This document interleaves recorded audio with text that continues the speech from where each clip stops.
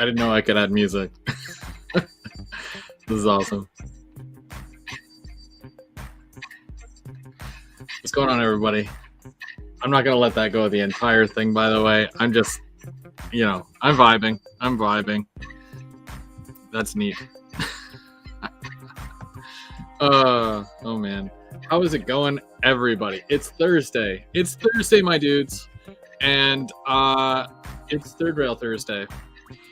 Usually we go live every Thursday. Normally, Dad Co would be week 1, but he's out having a baby. So I decided to take over this week.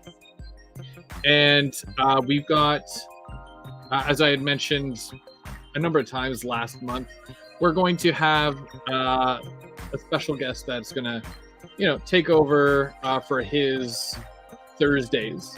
But we switched. So he was supposed to be tonight, but I'm going to let you know who it is and that you can go over to his channel next Thursday. So we decided, and there was a number of people that did reach out. So thank you for everybody who did reach out. We really appreciate it. There can only be one. So we decided to go with Tim from They Make It Like That. So make sure, and he is in the chat. Hey, Tim. Say hi, Tim. And basically, go make sure you subscribe to him because he's going to be our Third Rail Thursday guy, but for the first week. But he'll be on next week. Hopefully that wasn't too confusing. I'm confused, but you've got me tonight, so I'm going to work on some stuff on the layout, and you'll be able to go over to his channel next week. And then we still got Mark, M&M Rails, week 3, and then we've got an awesome GVO After Dark planned for the end of the month with a special guest, and don't forget keeping track as well just before that. Normally we start at 8, but I think I'm going to round things off here, just coming up to 8 o'clock. Just going to say hey to everybody so I can get started right at 8.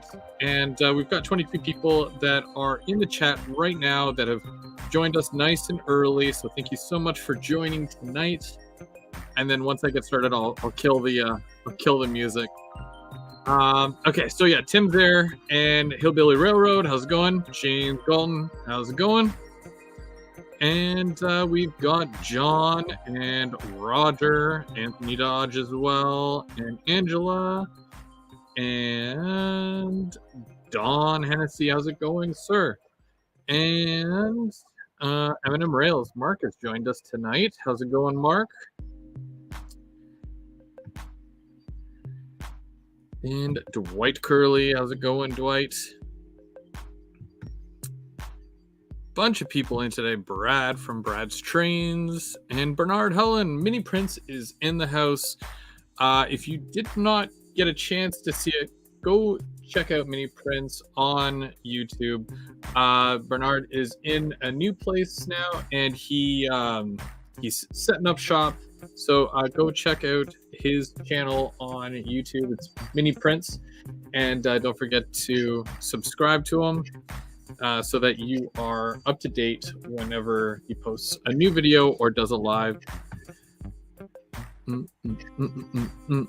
Chew 1976. How's it going? And Mike. Hey Mike, how's it going? Robert Renz is in the house. Same with K-Town Rail Fan. How's it going? Up to my ears in resin. I hear you. I was digging the new saying. I don't know if you're gonna go with it, but what was it? I saw it. It was the resin I do this, or this is the resin I love trains or something like that. It was along that concept. I love that that catchphrase. Hey Heath, how's it going? All right, so we're down to the last minute here. So I'm gonna go ahead and see if I can locate this. Okay, here we go. And that was Feeding the Ducks by some random guy. All right, so tonight we've got Third Rail Thursday, and normally we're either running trains or working on something. You see, I got my bottom layer here. My whole yard is lit up tonight because I have a few things on the go. You'll notice that my fascia, I don't know which way to lean here. Okay, I got my fascia there, and if you did see my layout update, which I posted, was that yesterday? I can't remember. All the days are blending together. But if that was yesterday, then you probably saw it. And basically, I've had this piece of fascia on here for a while. But the last time, or one of the last times that the guys came over to run some trains, I was trying to get cars out of the yard. And for those of you who know that I use the Walthers switch machines, I have a whole bunch that are installed, and the buttons are connected, and the power goes to them. You push a button, and it throws the switch, which is great. But none of them were attached to the fascia. They're kind of like, they were like roped underneath, so they weren't hanging down, and just trying to keep things tidy. But it would literally be like a whole bunch hanging down like this. And I'm like, okay, so which one is it? You push a button? Nope. Push it back. Push another button. Nope, it wasn't that one. Because as you can see, as you probably can't see, there's a whole bunch of switches there for my ladder and whatnot. So yeah, I decided to drill out the holes, mark it out. I painted the white part and then covered it over with tape just so I can leave the white basically, and I'm going to paint the rest of it black. I've got a crossover thing there as well. That's for the back. My space was limited, and I didn't want to do a single board because the buttons are pretty big. As you can see, it's a pretty big button contraption here, and I don't have that much room because it's literally I have that much space to work with. So I had to do what I had to do, and it's gonna work. So that's the important part. If it doesn't work, then what's the point? Pan Am Railway, how's it going?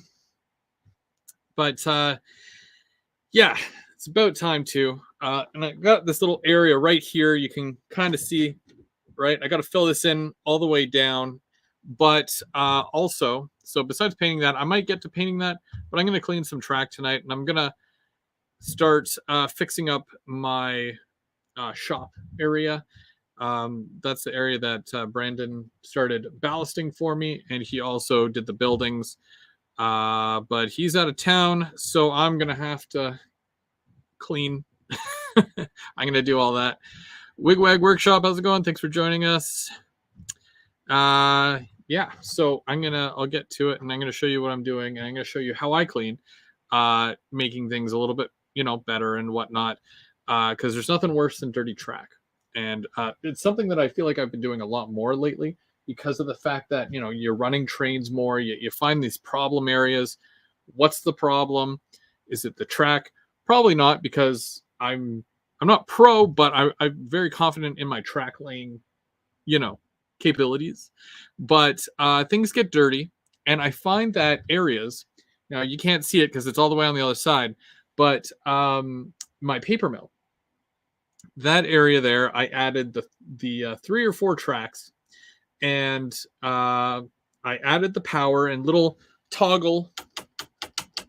I've got my little toggles over there so I can add power and take power away as necessary. So when I run trains on it, it works perfect. It's great. You can switch out the tracks and everything. But then I painted everything. I painted the brown, and then I spray painted the ties. And when you spray paint the ties, the rails get covered.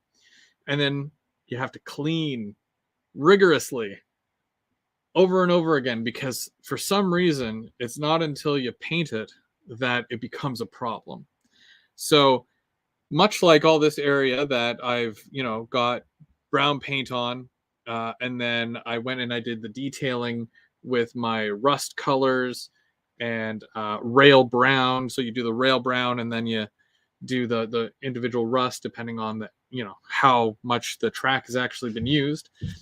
And then basically, the glue and whatnot gets on there from doing ballast and static grass. So you have to make sure that everything's constantly clean. I feel like I'm cleaning every, month, which is good because, I mean, you want to make sure that everything is running really well.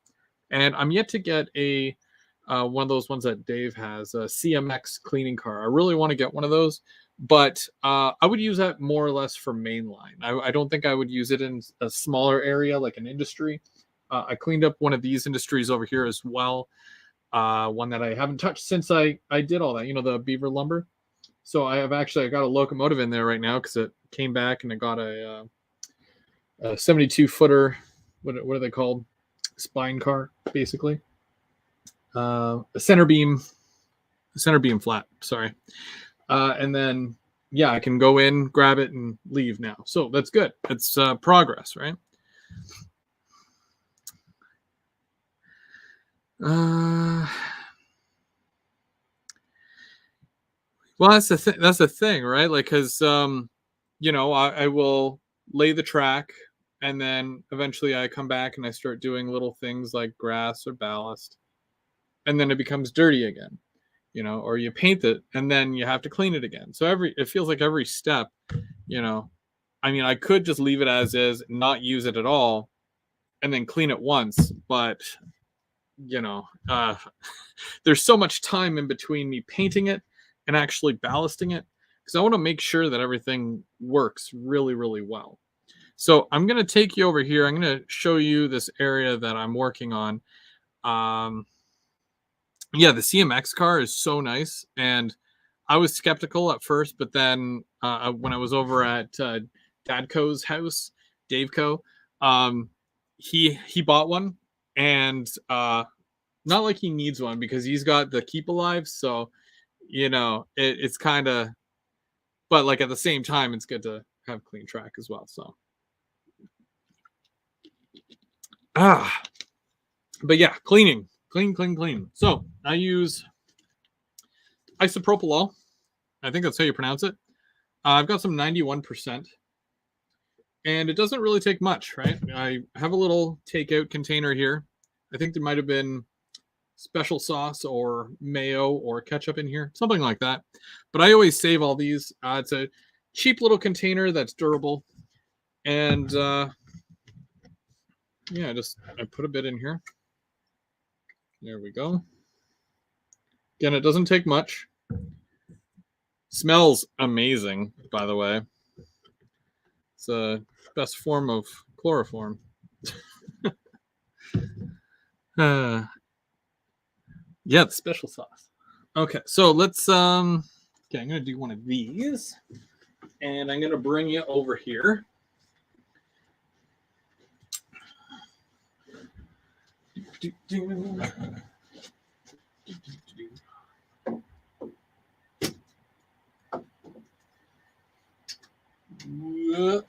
Okay. Good.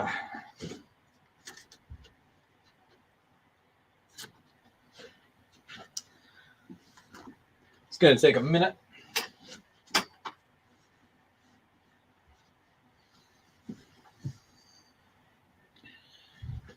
So yeah, I technically should have set up here, but at the same time, it's like, meh. Just going to use that. And I'm going to see if I can pull my comments up on here. Okay. There we go. Okay. So it might be delayed a little bit, which is okay. But I'll be able to see whenever somebody comments. Yeah. So basically what we have here. So I've got, where did it go? Oh, right here.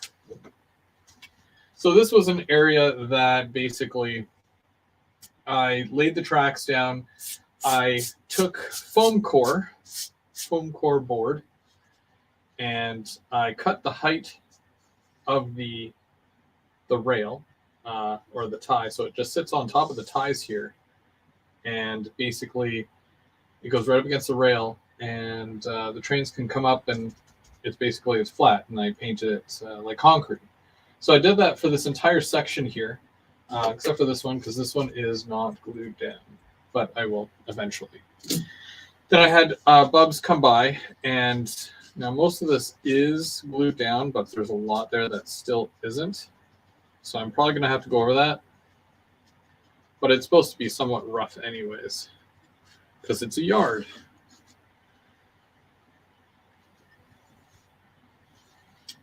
So one thing I did not do was go over this to make sure that the rails are clean.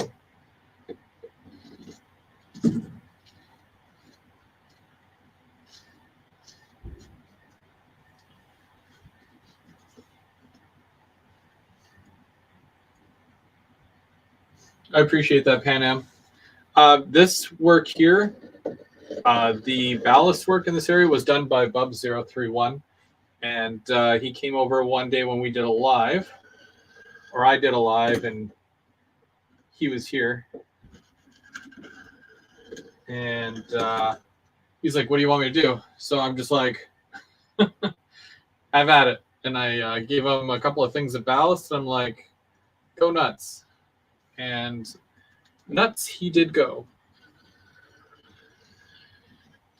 So a big part of this here, a big part of what I'm doing and what I want to make sure is good is the inside, because that's where the flange goes up against, and it'll be a big issue if this cannot get by.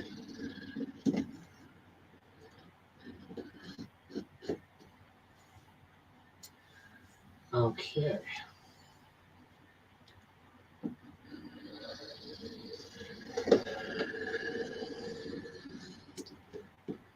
Yards are usually very ballasty, but this is where like the shops are and stuff, so it's neat in that sense. Can you guys hear me okay? I'm just wondering. Yay, nay. Give me a thumbs up if you're able to hear me okay. I didn't know if I was talking too quiet or not.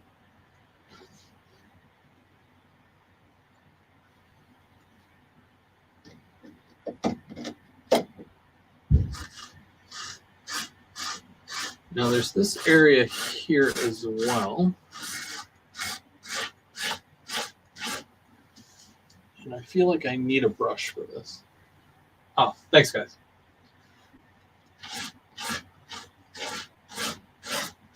I'm just gonna, I need a brush. But I've got lots of brushes here, so there's no worries. Actually, I do have one specific brush that I do use for ballast, because I find it works the best. And I can find it. Good. I found it. That's me being organized.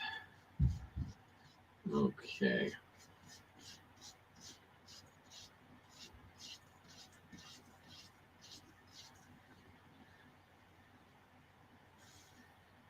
Very funny. Uh-huh.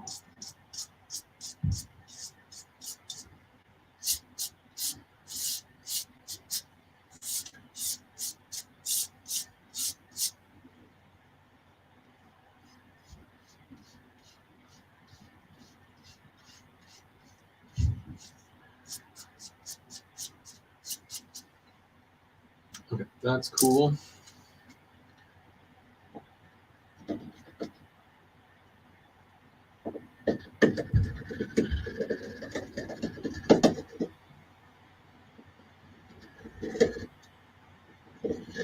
Now, besides the alcohol, I guess you guys are wondering what I do with the alcohol. Well, it's great for a flesh wound, especially when I'm using sharp things, you know, just in case. No, I'm just kidding.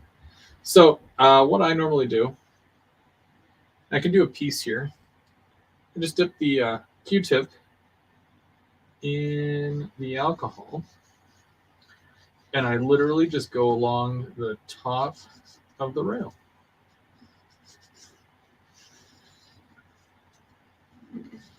Now, because this is not a huge section, it really doesn't matter. That might bother some people if it's such a large section, right? But this here, not that big. So.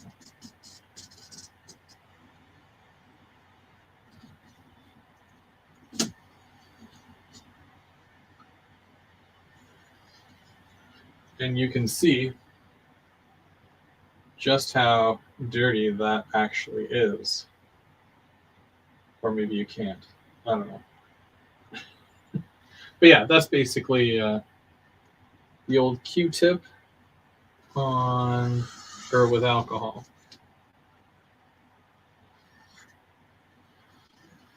And this way the trains will be able to go in and out without any issues. So I hear that's an important thing with trains.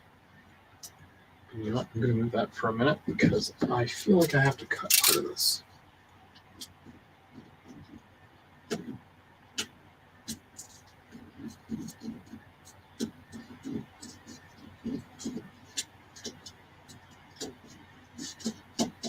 A little too much overhang, if you ask me. You won't see that because that's inside the shop anyways. Hey, SMT, how's it going? Welcome, welcome.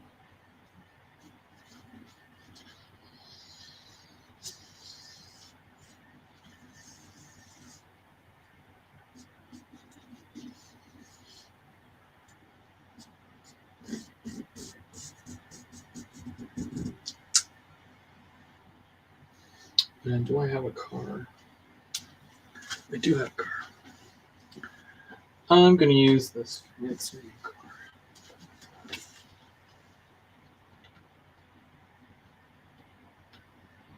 Yeah, because nothing, well, I'm not using glues or anything like that. I do have to take that down a little bit more.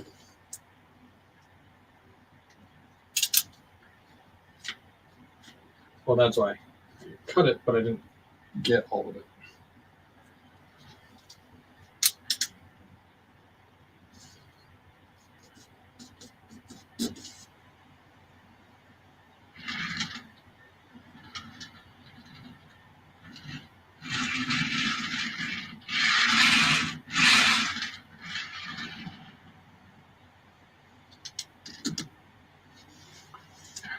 Okay.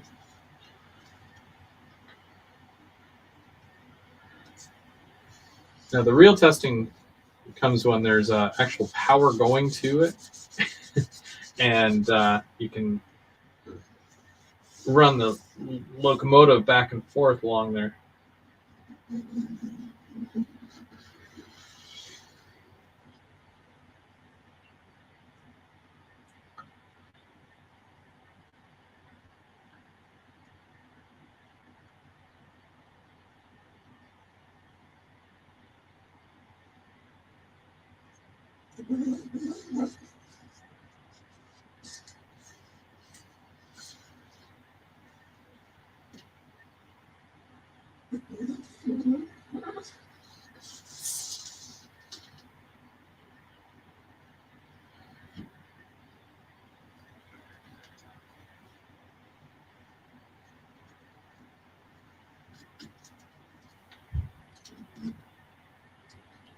Okay, so it's just sticking up. So if I put the glue,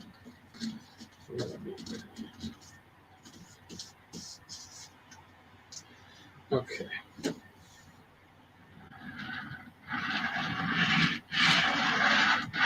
Now, if it rolls like that, that sounds pretty good. And I can continue the cleaning out this way a little bit.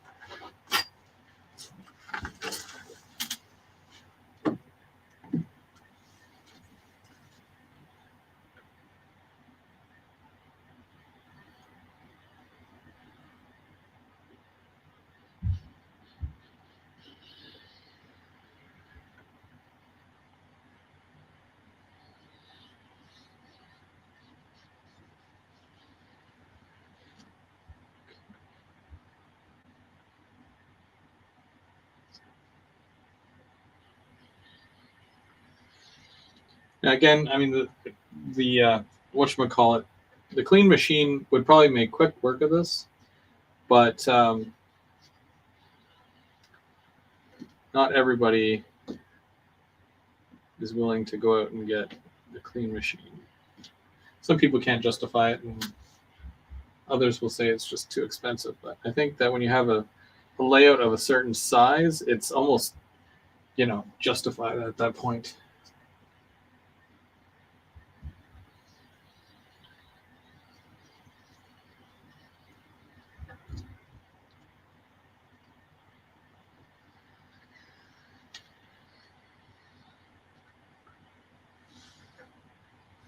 And that's probably the cleanest I've seen these tracks.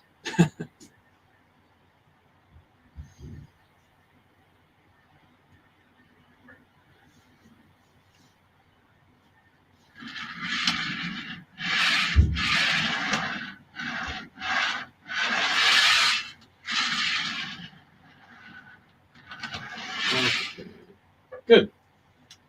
I guess the next step is to kind of brush some of this away from here,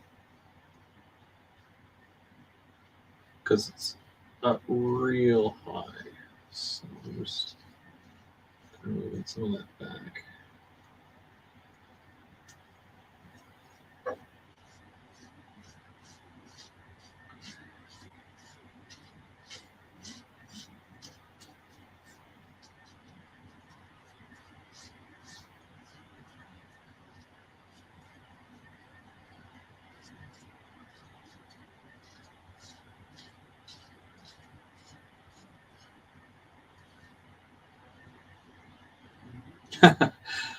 I really hope not anytime soon, Heath. However, I'm sure after about, I don't know, I guess in the next 5 years or so, we're probably going to have to move again. Because my oldest will be into his teens by then, which is kind of scary if you think of, well, I think about it and it's scary. Having a teenage child. But yeah, so probably need a bigger space, and that just means, new layout. Hopefully something a bit more permanent, if you ask me. The whole moving thing is outdone itself.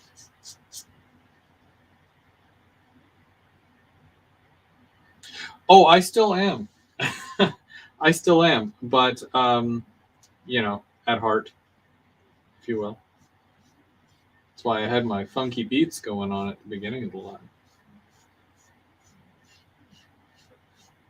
P.S. I have no idea if I'm going to get copyrighted for that.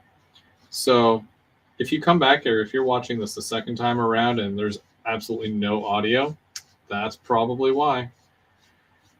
Either way, it was fun while it lasted. This is one of those, you kind of watch videos as opposed to listen. So.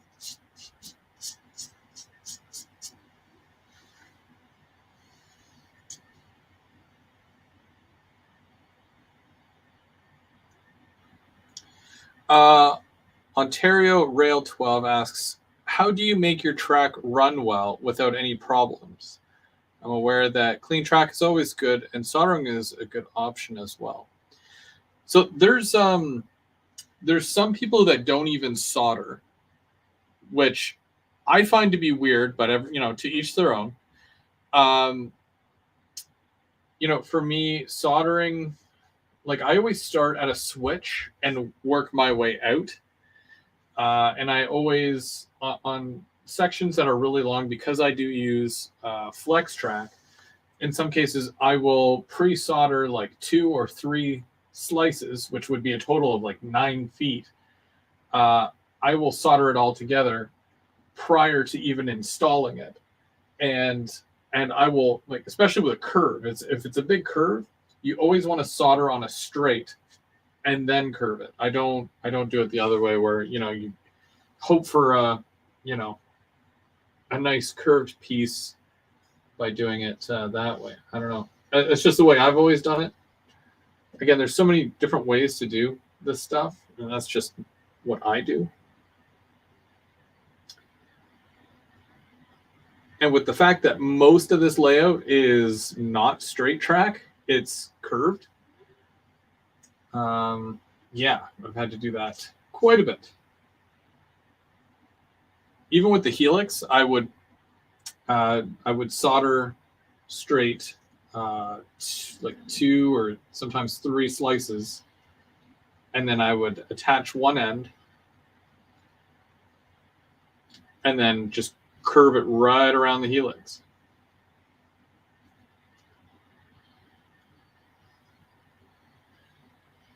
And it worked. I think my helix is probably like the best running part of my layout. Personally, I think it's because none of it is painted. Like I didn't paint the rails or the tracks. So it's not really dirty. I don't have any loss anywhere on that. Nothing derails because it's constant. And I mean, I just think that it just works. I don't know. I think I got lucky, to be honest with you, but a lot of people seem to like it. So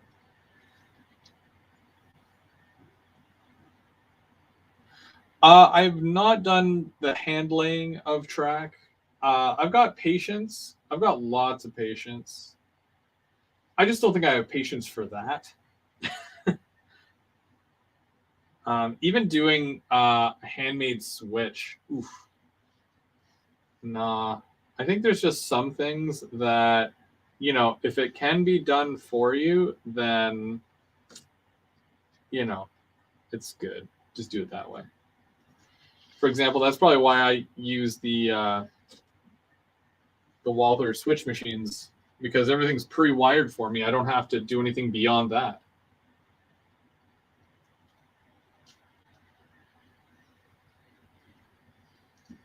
I just connect it, and away you go.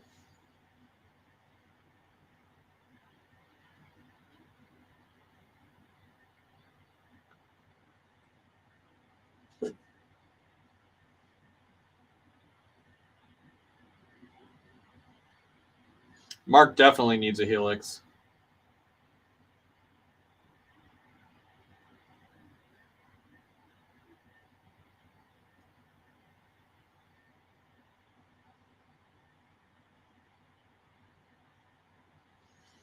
Yeah, there's definitely no such thing as like a perfect track, you know, thing, configuration, layout, whatever you want to call it, because problems will show up as time goes on as well.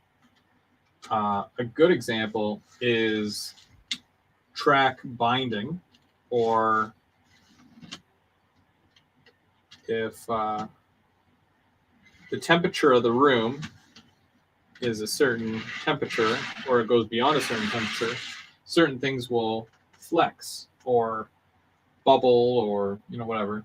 Even foam will, like this pink foam here, will break down over time. This pink foam, but will I have this foam for the next, you know, 10, 15, 20 years? Probably not.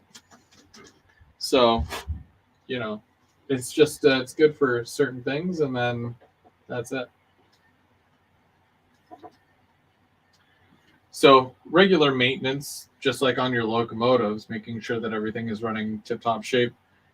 It also includes your physical layout, your tracks, your switches, switch machines, your wires, your wiring. Something might come loose or break. Some of us have animals, so if the animals get under there and they knock something loose, you're running around the top side of the layout trying to figure out why it's not working. Well, it's right underneath.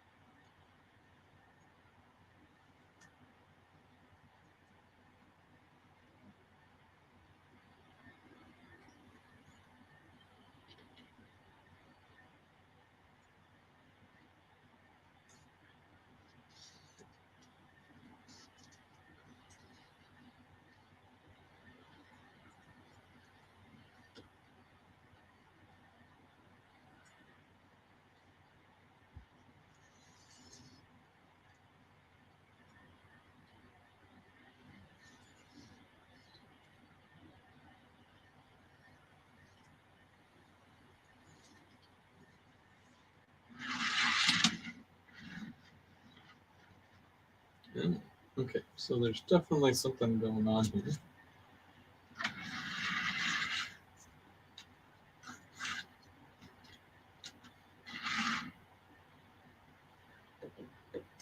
Unfortunately, I can't really see the back side of my track, so I just kind of have to play it by ear and just do a lot of testing, because unless I can get my head in here and look this way, which I'm sure would be most entertaining for people to see, at the same time, it's just not doable.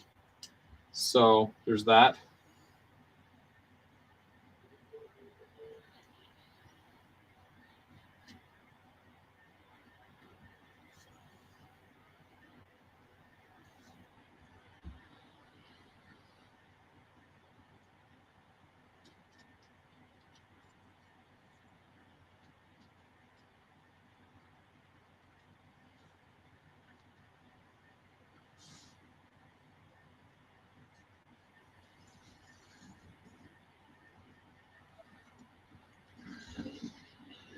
And this actually isn't even as dirty as some of the other tracks. I did up on the other side, right where the paper mill is, from there all the way to my little green bridge.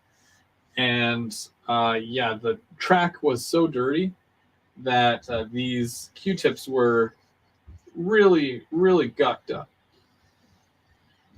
With some pretty bad ones.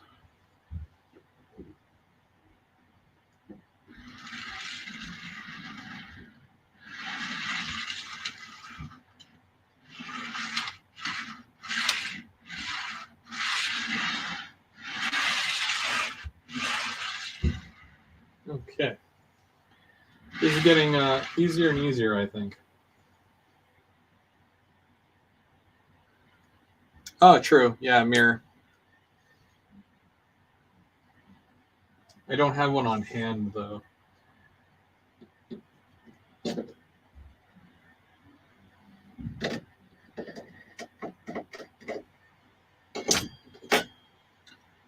But all I'm thinking is that it's going to be so nice to be able to utilize this this space. I mean, I already park locomotives here, but it's literally by hand. So once I have this cleaned up more, I'll be able to drive them in, drive them out, and do prototypical operations.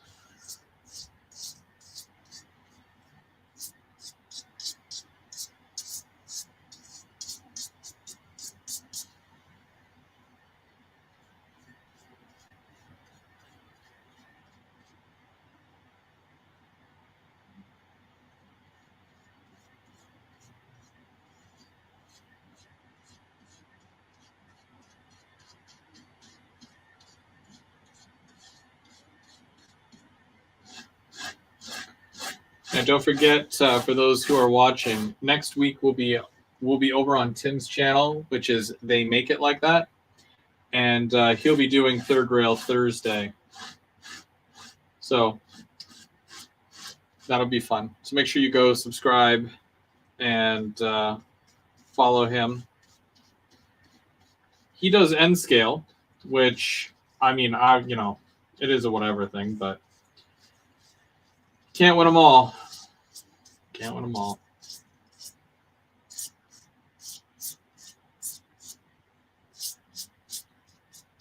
It's good to have diversity, though.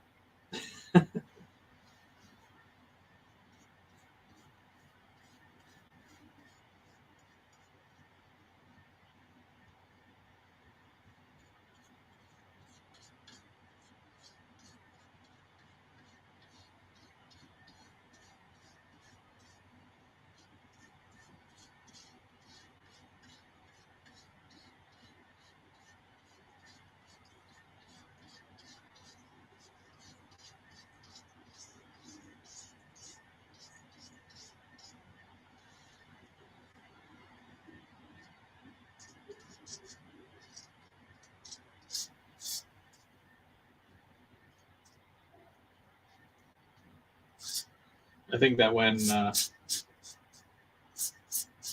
Bubs comes back over here, he's gonna see the yard. He's gonna be like, "What'd you do?" And I'm like, "I cleaned it," and he's gonna be impressed. I think. I think he will be impressed.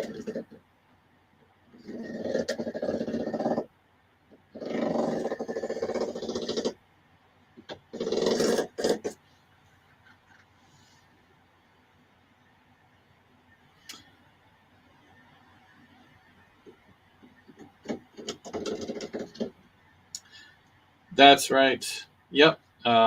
Tim does N scale, and I think Mark said that he's going to switch over to N scale so that Tim wouldn't be alone on this one. Either that, or I think he said he was going to switch to G scale, so we've got like a good variety. I can't remember though.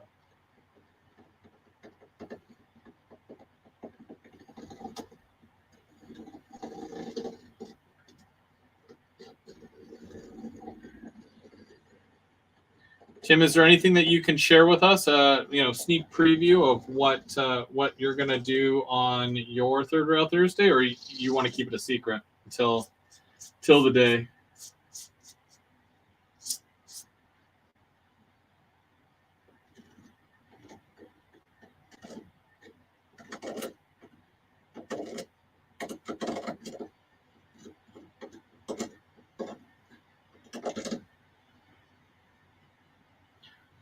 Mark, that's a lie. You know your hair doesn't grow.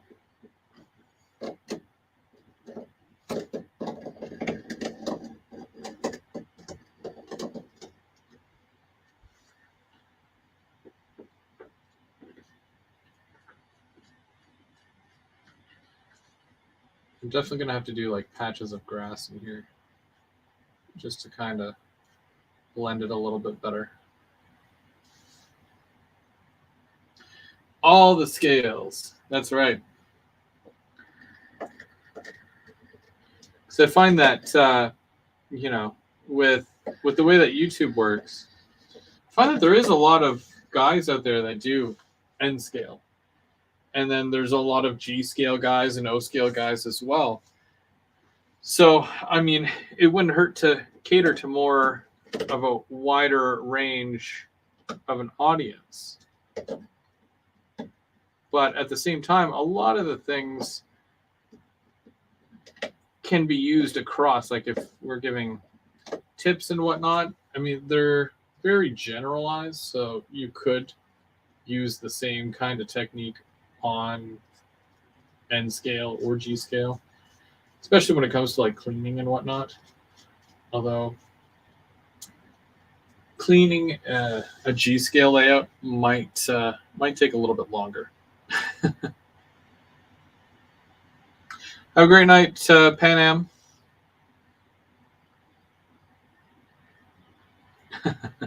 No, Mark.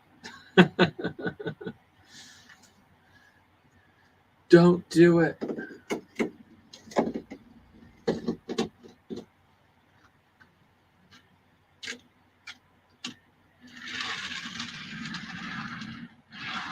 With the fact that it rolls relatively smooth like that, it makes me not as worried. But there's still, little things, right? Like I got to do all this before I can put the building on. And when I put the building on, I have to drill holes because everything has lights, right? Like so, this shop here, which goes over this is the paint shop, and the paint shop has lights, and I've already drilled the holes and whatnot, but it's stretched just so it's out of the way. But I want to be able to make sure that cars and trains can come in and go out of here no problem, because once that building's on, I don't want to have to remove it, but I do have it where I can remove it if it's necessary.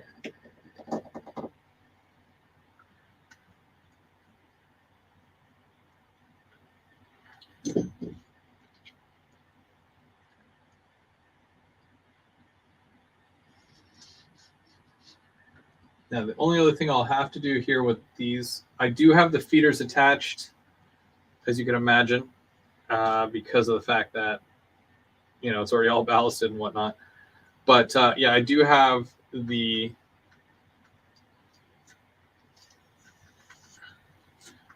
you can see how dirty it is. Gross.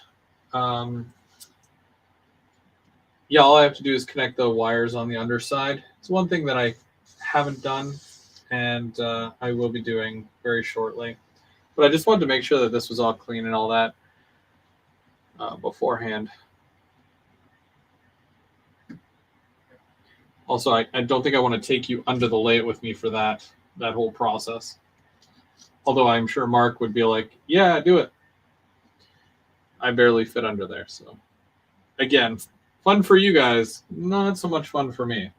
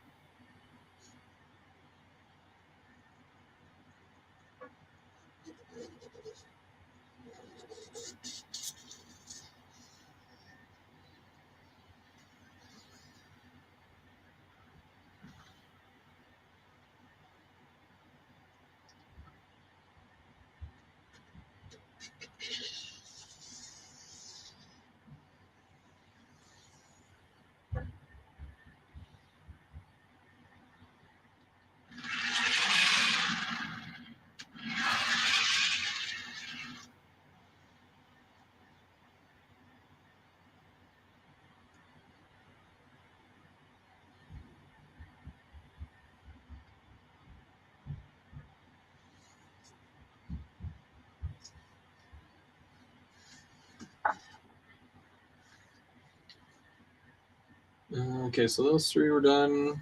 So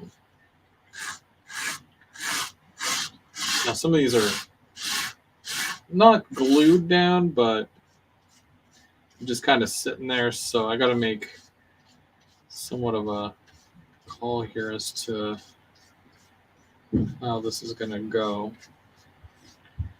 And I don't have a lot of ballast on here either. So because I wanted to stop it at a certain point so that I can finish this front part.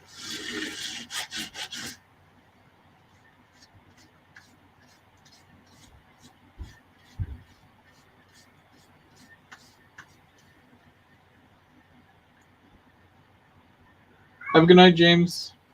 Thanks for coming out.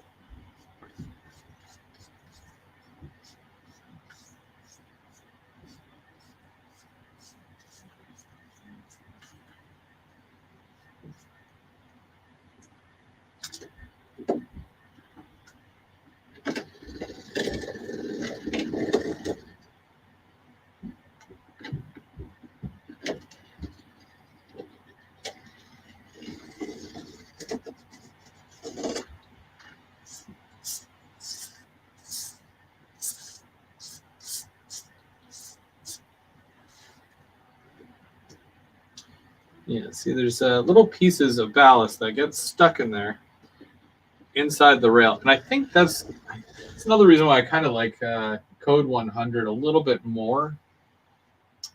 Is strictly just because I'm a little lazy.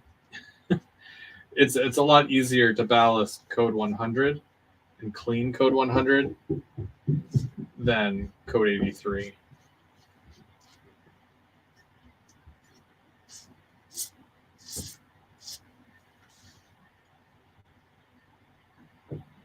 Hey, Sidetracks, how's it going?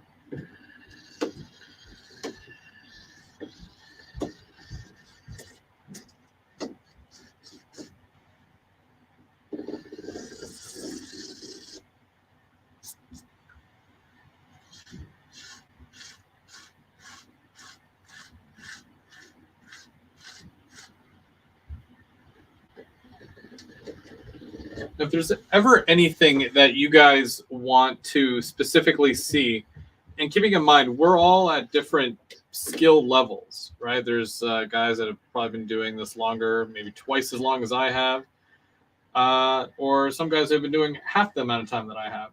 So if there's ever anything that you guys specifically want to see, or if you,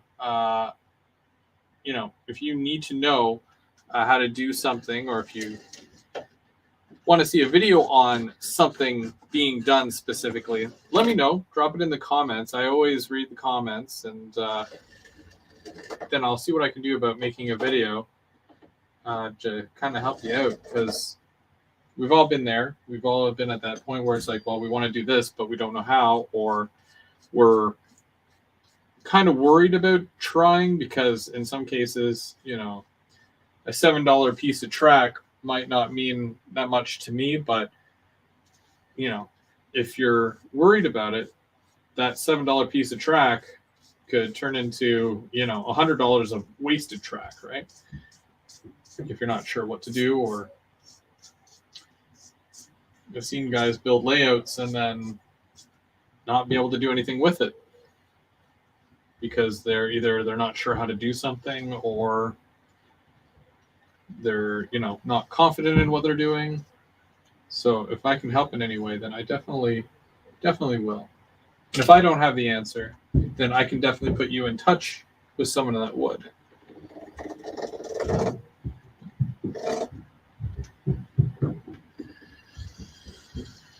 Breakdancing. The only kind of breakdancing you would see me do is me trying to dance and I break myself. So yeah, I don't know. Not at my age. But I know a guy. Not joking. I don't know a guy that breakdances. His name is Mark, actually.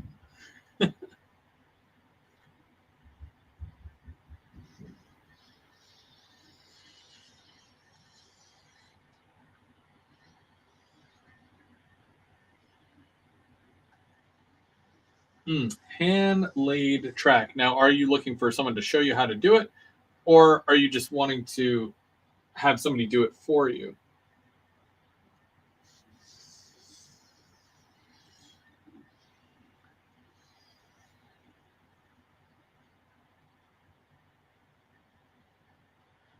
Oh man, model railroad confidence in a can.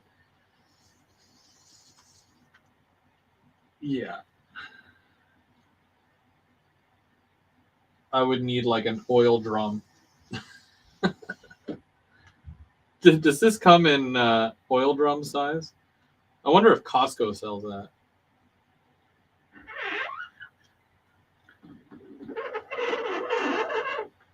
And if you're wondering what that terrible noise is, it's me cleaning track. See, and you can see it on the rail, like, that's nuts. And then, yeah, then it makes you mad. No, usually, like, what I find anyways is that when it comes to doing certain things, and it could be like the easiest thing, or what would be deemed as, I'm sure, by, a professional. You do something, and what you see versus what somebody else will see, huge difference. And that's how confidence works, right? This ballast job, right? This is what Bubs did. And, I got the sense of unsureness from him. Like, are you sure it's okay? Are you sure? But what he sees versus what I see, where I'm like, yeah, that looks great, and I think we're all like that. I'm like that. I'll do something, and then I'm like, but then I'll send a picture to like Mark or Dave, and then they're like, yo, that's awesome. And I'm like, are you sure? Are you just saying that? I don't pay you to say that. Like, no, looks good.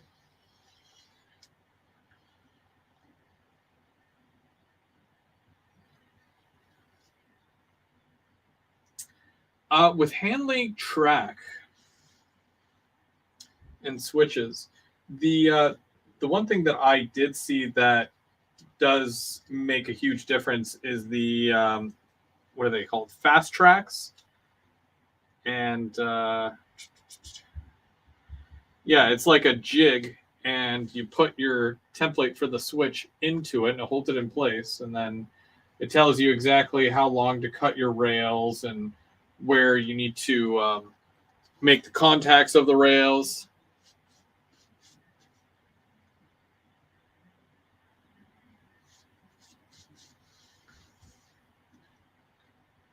So yeah, fast tracks. They're I'm sure there's a couple of guys that does use the fast tracks. I believe M. Peter L. What's the channel name? He builds those awesome layouts for clients. He builds his own switches, and I know that he's done videos on it. If anybody can write down the name of the actual YouTuber, it's the M. Peter LL. Yeah, M. Peter LL. Yeah, check out his track work. Now, he also plans layouts as well, so he's top notch.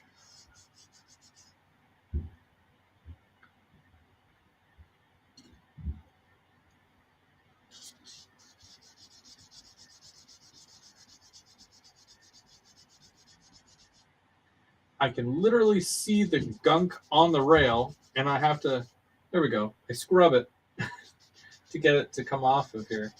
Because it's that contact, that's what's going to slow the locomotive down. And it's going to stutter and won't be any good.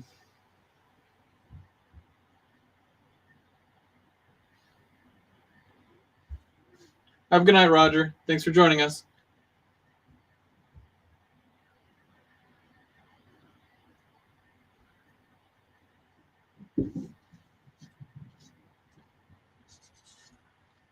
Now, originally I was going to put a control panel here, and that's why this track just stops.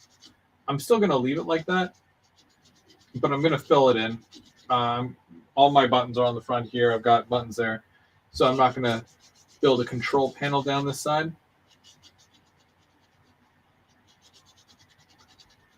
Which I'm totally okay with.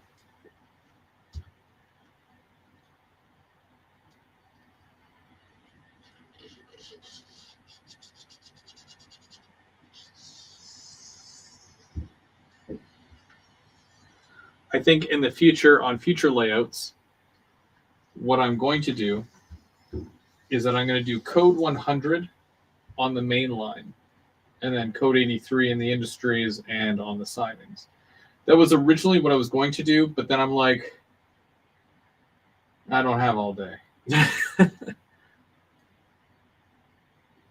And I got a little lazy because I really want to run trains. Which I hear is a normal feeling for most people who, just really want to run trains. But it's something that I'm definitely going to take into consideration when building a new layout down the road.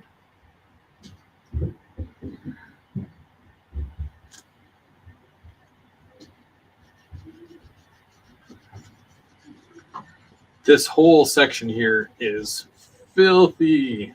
Ugh.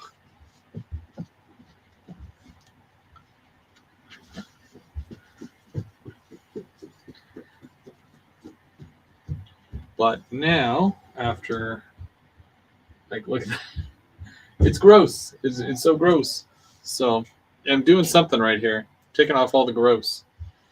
And yeah, it'll make it a lot better for running trains here.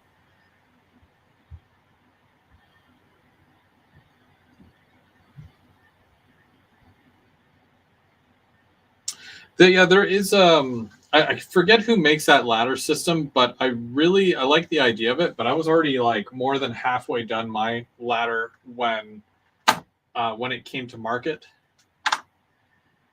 and it's supposed to reduce space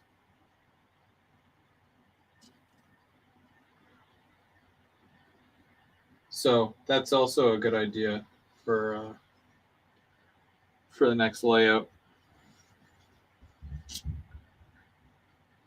It's me talking about my next layout when I'm still working on this one. I think that's something that we always do.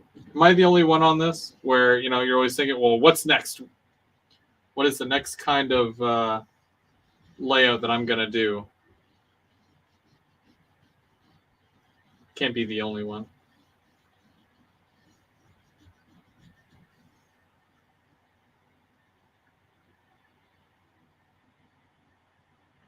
Microengineering. Yeah. Yeah, probably. It sounds like a microengineering thing. Okay, now I don't know if it makes sense to clean this track here, except for the fact that I do have to reapply that, but I'm going to need actual power for that. Let me check this track.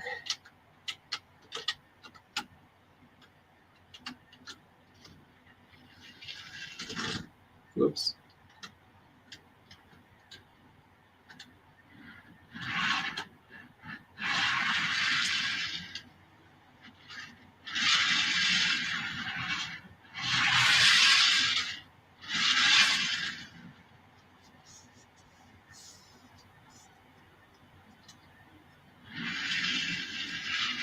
Nice.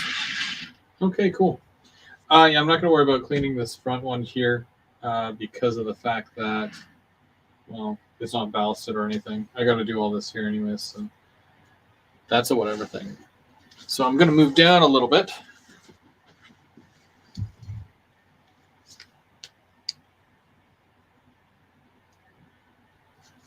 Can you use like a Swiffer or something? Like I've seen. See, I'm really bad with names, especially when I'm put on the spot. Ken Patterson. There we go. Because Ken Patterson has an outdoor layout, and it's almost like he's got this Swiffer thing, and he walks along and Swiffers his outside track.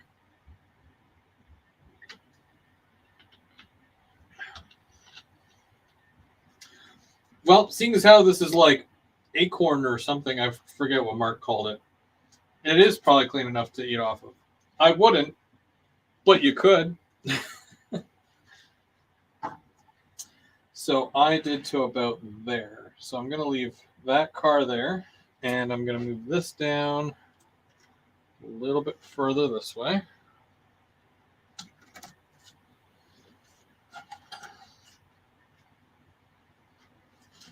And I'm going to move this down a bit more. And I'm going to move you guys down a little bit more.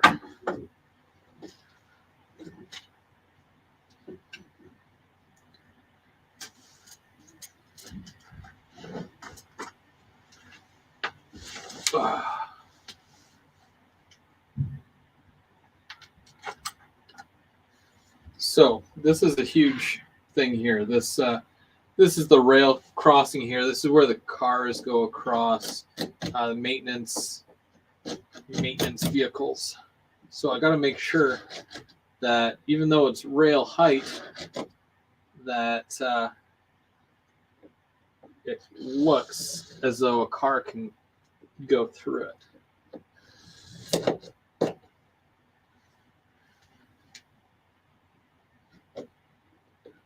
Close enough. Also, we're going into the switches here, which if you've ever ballasted a switch before, you'll know exactly what I'm feeling right now.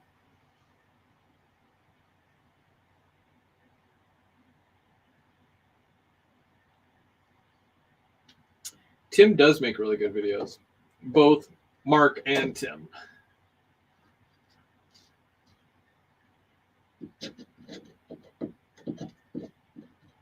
Like when Tim did that video, like Tim came to my house. How long ago was that, Tim? That had to have been like in the fall. So a good, 4 or 5 months ago, Tim came all the way out to Ottawa, and he did a video of my layout. I wasn't even done my main line at that point, but I swear it was like an episode of MTV's Cribs. That's how like high the production quality was. It was crazy. If you haven't seen it, go check it out. But yeah, it's so good.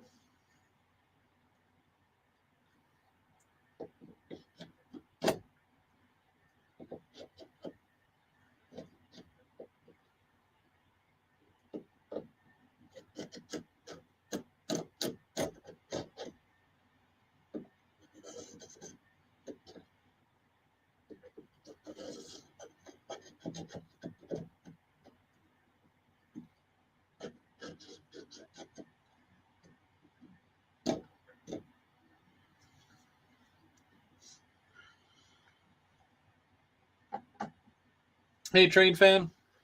Thanks for joining us. I am cleaning up some track here, some ballast, and just going to make this yard more usable.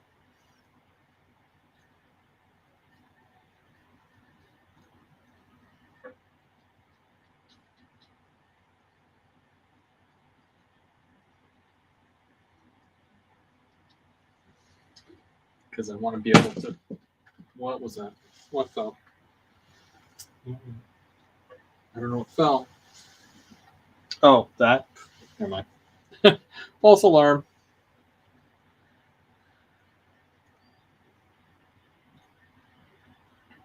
Really? That was July? I thought it was like, September, October, something like that. That shows how long I've been stuck inside. All the days are melting together. Okay, so I guess on this side, it doesn't matter as much if it goes up to the outside of the rail. But I do have a problem with it being up to the rail on the inside. So that is where I need to push.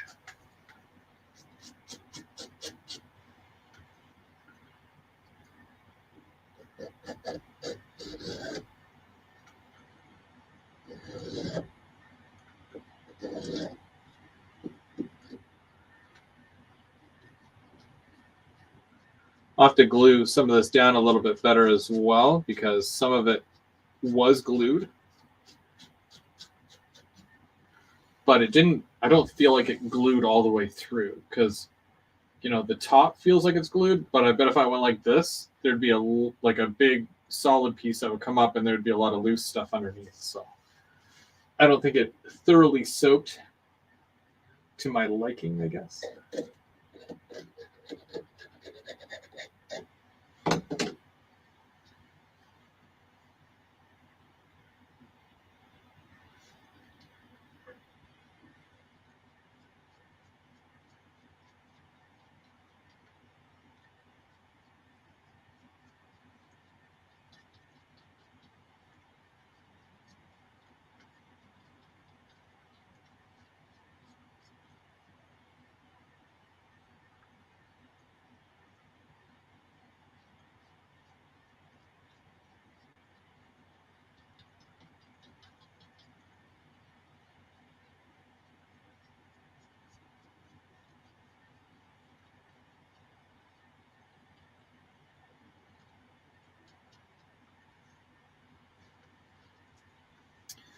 Okay. Yeah, with this part here, I kind of have to do all the ballast at once, and then I'll just come back and I will clean the rails because the switches here and it going into switches, it makes it that much more tedious.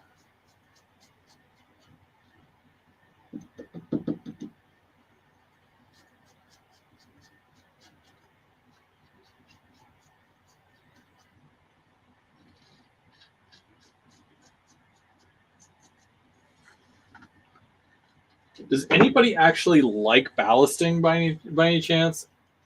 It's nice sometimes, like if you're working on a fresh piece, but like it's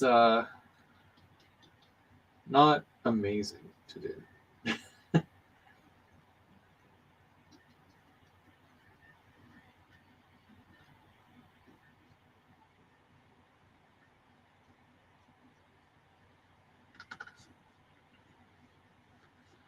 Oh, come on, Mark. You love doing this. I should have had you over to do this for me. Now, we were talking about confidence earlier. Mark has a bad habit of saying, I don't know if I'm doing it right. And then it looks amazing. That's Mark in a nutshell.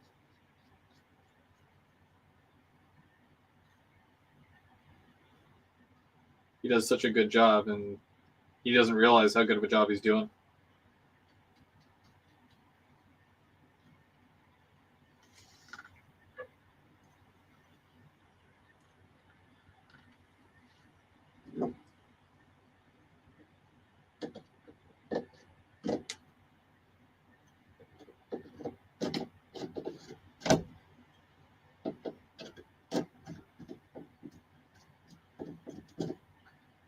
Tricky area here is where the rail joiner is as well. I don't know.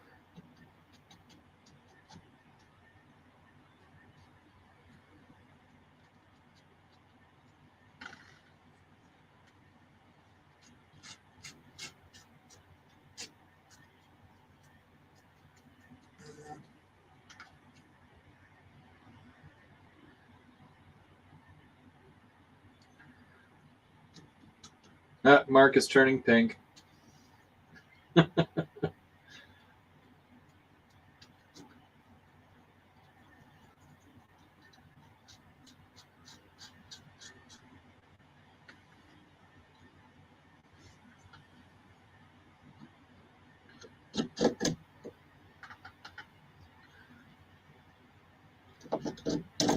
I think it's important to let people know that they're doing a good job. I mean, we work so hard on these things, right?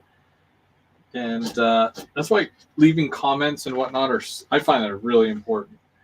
You know, you don't have to say much. Just, let them know that they're doing a good job.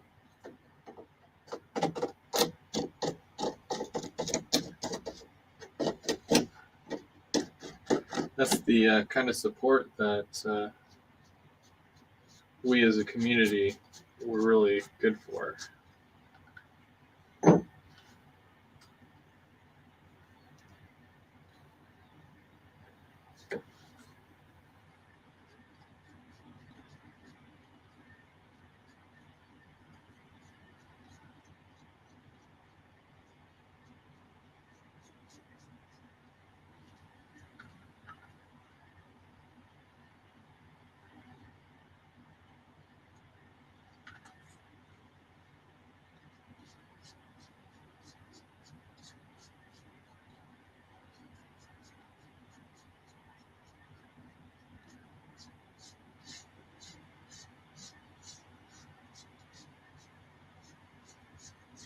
Yeah, there was a bit too much extra ballast here, so I'm just going to thin it out along the way. And just got to be careful because of the switches. So I have to put the machines in here too, which I probably still need to get. I think I ran out of machines.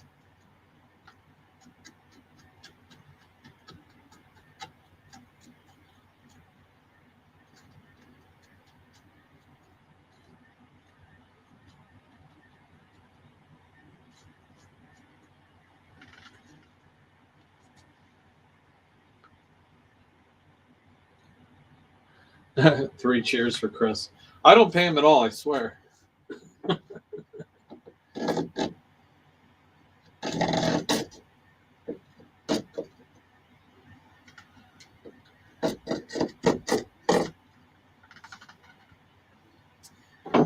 I think in most cases, when I work on the layout and I do these weird things and ooh, that is so bumpy.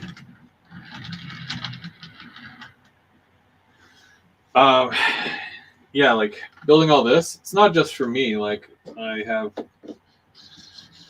my friends that come over and they run trains, and you know, I got to make sure everything's cool, because then they won't want to come over and run trains. Basically.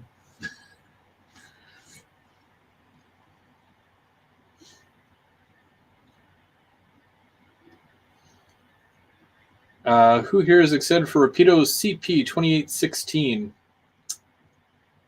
Yeah, it's CP though. Who's excited for the oh, what are they called? The M420s, the 3500 series. That's more up my alley.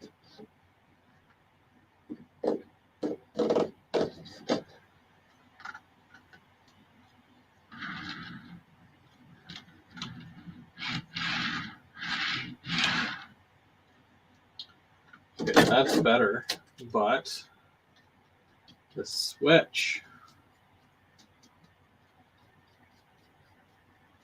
I probably have to add more ballast here too, because I don't have enough here to kind of carry the switch the rest of the way through.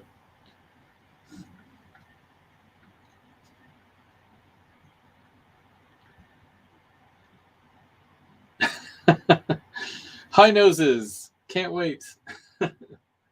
Did you guys see? Now, I know Mark seen it because I send him everything. But Athern is looking for prototype pictures of the Via Rail P42, because they plan now, because there was obviously like a lot of issues where they're trying to, you know, get the green light to do them, and that's why the Amtrak ones came out, but no Via ones. And they were supposed to do Via, but they never did the Via ones, and they never got the green light. So the other day on Facebook, they actually put a post looking for prototype pictures of any of the P42 Vias that people would have, like side shots, shots of the front. If you've got color skews or anything like that, they want to hear from you, so that they can do them, which is great. Not for my wallet, but in general. So that's exciting, because I thought we were going to have to wait way longer to get P42s, or we weren't going to get P42s at all. Mark is super stoked. Again, his wallet, probably not. But if they do them, this is probably my top three. So the Love the Way is one. The 40th anniversary of Via, and the Canada 150. So those are my top three. And then anything after that is like, you know, either the blue or the green. I don't care. Whatever. You know, the Renaissance ones. I've seen so many of those that it's like I don't even care about those ones. It's the special wraps. Those are the, you know, Vive la Resistance. You know, they're the nice ones. You want those. Those are the ones that are gonna go quick, and they're gonna sell before all the other ones.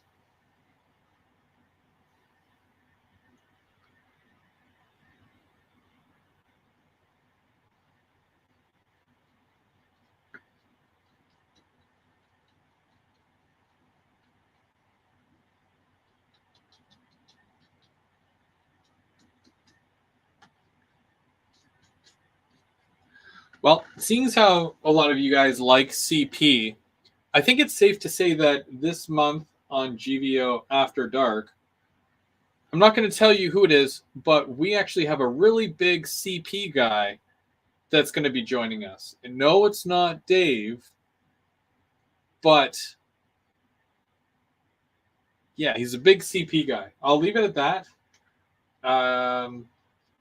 Yep, and he's going to join Mark and I for GVO After Dark at the end of the month. So you'll definitely want to join us for that.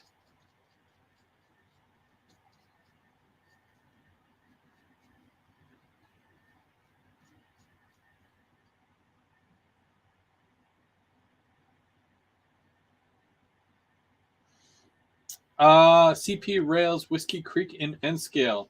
You have a guess. Okay, I will let you guess. However, if you are correct, I will not tell you. And if you're incorrect, I still won't tell you. I think that's fair. Do you think that's fair? I think that's fair. But I will let you guess. And then if you are right and you join us on GVO After Dark at the end of the month, you will totally get bragging rights. That I can do. I can do bragging rights for you for being a really good guess. But I can't tell you.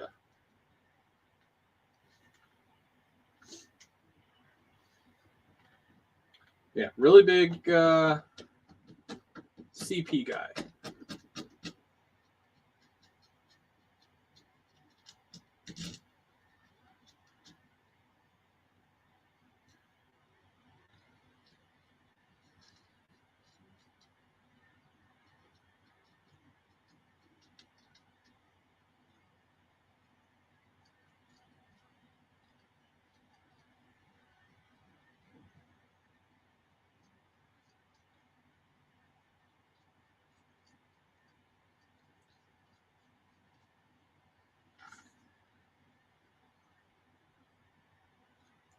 First name Bob.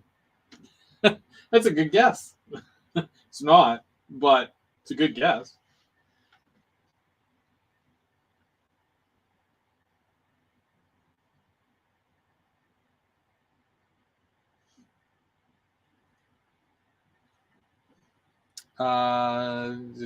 Mainline. I don't know who that is. But good guess. Good guess.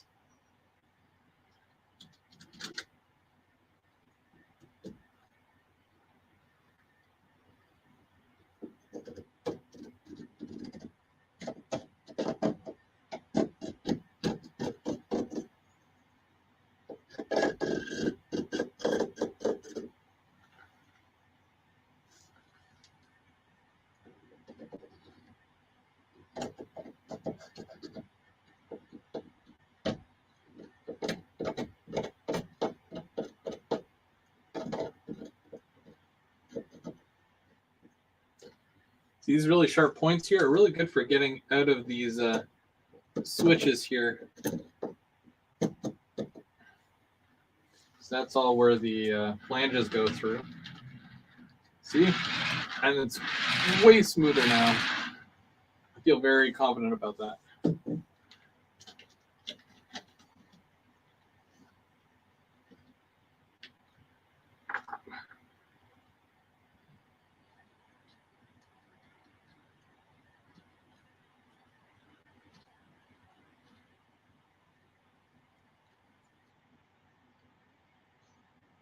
Where is this walnut? Is it walnut? I can't remember. I think Mark said that this is made from walnut.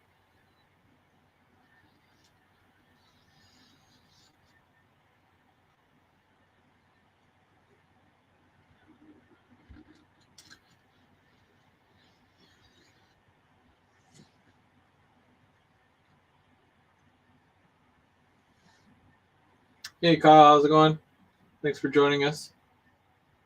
We are cleaning track. And I'm kind of doing it pre-existing ballast, dealing with a pre-existing ballast job that I just need to clean up a bit more. I haven't really touched it. I'm trying to bring this area to life here, so I wanted to definitely see what I could do as far as cleaning this up tonight. And everyone's chatting. I think at one point they're saying something about Mark growing a mullet. I missed it, but I'll be sure to read back on that and then add that to his contract.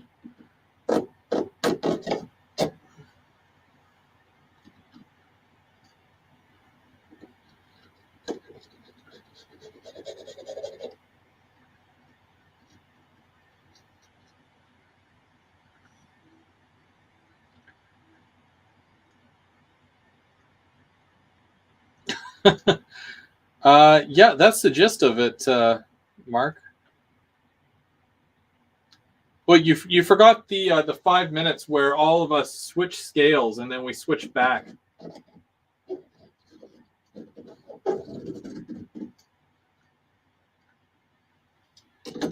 That was an awkward 5 minutes.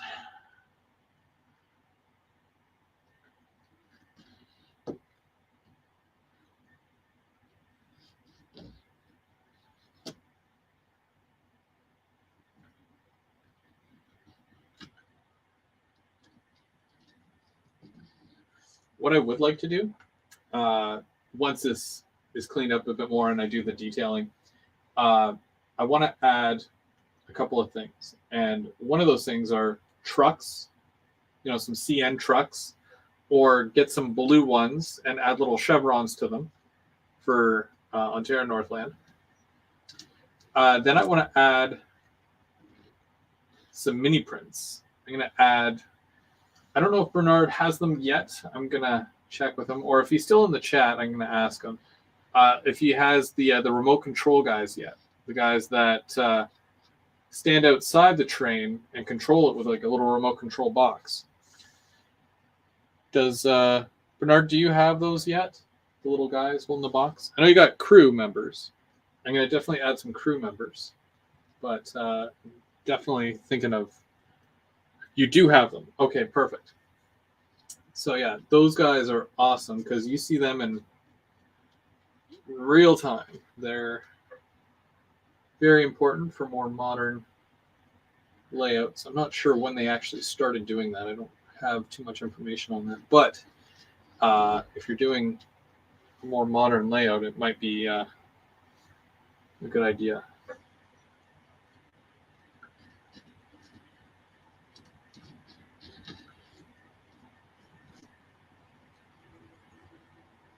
Why is this so difficult? It's probably because I'm doing it live. That's why. There's so much loose stuff.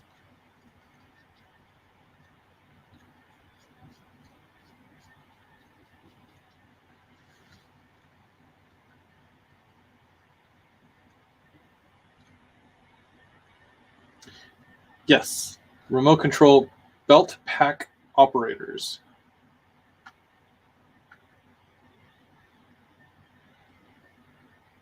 Yeah, the River Point Station high railers are really nice. Absolutely. I think that's what Brandon gave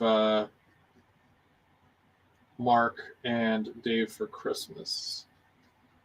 Some River Point trucks, high railers.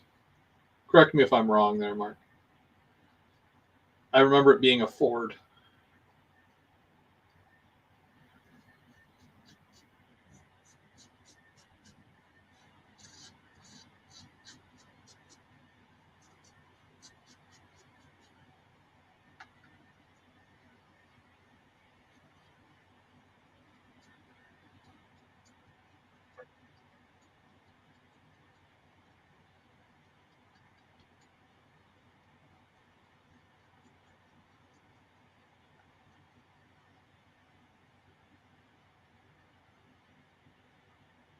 Nope, I don't have any yet. The one type of vehicle that I have tons of is buses. I love me some buses, so I have a bunch of buses. But that's the only real vehicle that I have on my layout at the moment. I usually buy things as I need them, opposed to because I want them. Like I will do up a section like this here, and once it is at that point where I'm like, okay, I'm going to put trucks here. So I will buy some trucks at that point, and then I fill it in, basically. If not, I'll forget about it, and I'll put it away somewhere, and that's just me. Same thing with lights, like I could go out and I could buy a bunch of lights, but then I don't know what I have, right? Because then I misplace it. So that's why I like to get things as I need them.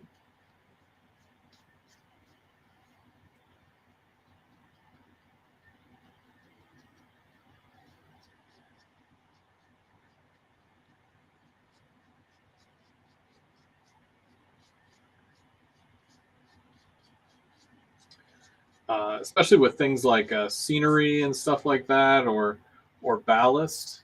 If I know that I'm going to be doing a certain area, I always make sure I have the product on hand to be able to do the job. But yeah, if I'm not working on it, then I'm not going to go out and buy it.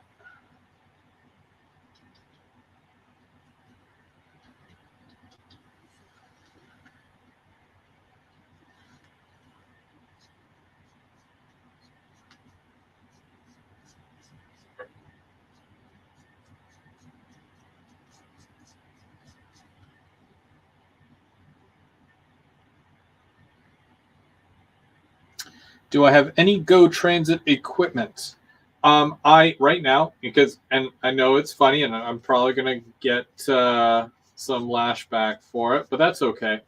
I had a whole bunch of the Athearn Go Transit cars, which are fine, but and I did all the upgrades. I fixed all the wheels.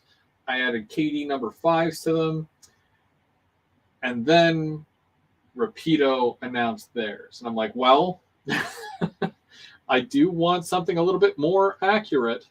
And my wallet says, well, it's worth it. So I basically sold all of my Athearn Go Transit cars except for one. It's up there. It's in my North Bay yard. It's waiting to be rebuilt. And basically, I'm saving that so I can do a comparison review video between the Athearn and the. I know it's not fair. It's totally not fair at all because, I mean, you know that the Rapido one is going to be like really good. And then the Athearn one is like, yeah, it does what it's supposed to. But yeah, I'm just saving it for that. As for locomotives, I had a GP40-2 W. I think it was a wide cab. Might not have been. I can't remember. I sold that a while ago because why did I sell it? I can't remember why I sold it, but I don't think I used it. Or I might have used it. I don't know. It's been so long since I've had that equipment, which is funny because go via or go home. I should have some go, right? But the new Rapido stuff, the F59s, I'm gonna get about either 2 or 3 of those because of the variations. I want 2 regular and then one with the special. There's one with a cool. It's like the Go symbol, but it's tilted. I don't know, but I would like a little fleet of those, and then of course the Go cars that they're doing. I believe there's a total of 12 different ones, so I'm gonna get 12, at least 12, like all numbers, and then for those who've seen my channel for like ever, you guys remember the wraps that I did on the Athearn Go cars? Well, I'm going to do them on a couple of the Rapido ones. So I'm going to do some wraps in the near future whenever, So that'll be fun because I think that the response from those was really good. So I'd like to do more of those. And I don't know if Rapido will ever offer those wraps. I'm really just waiting for that cool cab car, which is probably going to be announced sometime down the road after this release, because Athearn refused to do it. So they refused to update their tooling as well. Not sure why. But yeah, so good things on the way. Good things.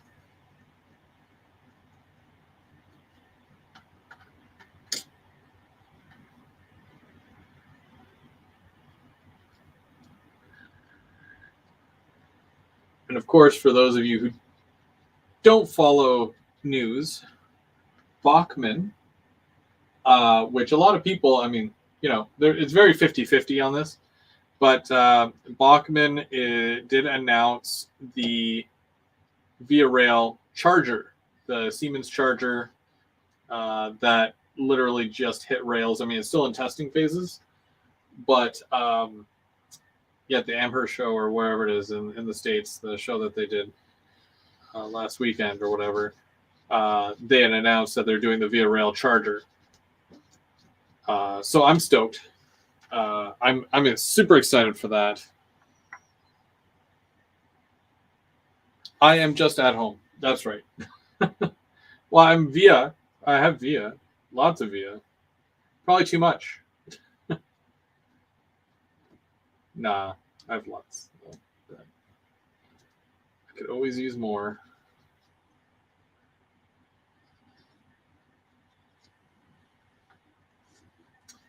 I'm really excited to get the new equipment. There's lots of good stuff that's on the way, and most of it is things that I model. The ore cars. These are samples that Rapido sent out that aren't available yet, and I hope you guys saw that video because it's not every day that happens. Last time I got early samples was not the first run of gondolas, but the last run of gondolas. And I was able to pick them up right from Rapido just before a GVO After Dark. I made a long drive just to get those. Geez, let me tell you.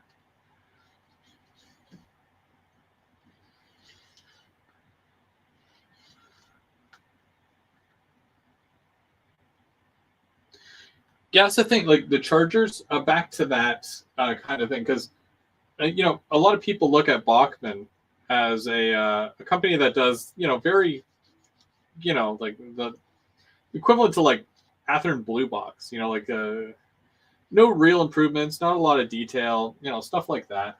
And yeah, I guess with their starter sets and all that, that's what you could probably expect. But then when they did the Amtrak charger, it looks amazing. It looks really good. It sounds really good. I don't know if you guys have seen any videos on that yet, but I would definitely look it up. I've seen a couple online there. Check it out, because that's not some starter locomotive. That thing it's awesome. So that's why I'm really excited that they are doing the Via one, because I'm not sure of any other company that would. I mean, sure, there's going to be people that say, well, I wish Athearn did it or Rapido did it, because Rapido does all these Vias, so they should do that. Not necessarily. But I'm really happy that it is being done, So I'll be looking forward to that. They're supposed to actually announce it, like, globally, either this month or next month. But they had just did a local announcement at the show, and you can see it on the website too. But they weren't all in your face about the announcement.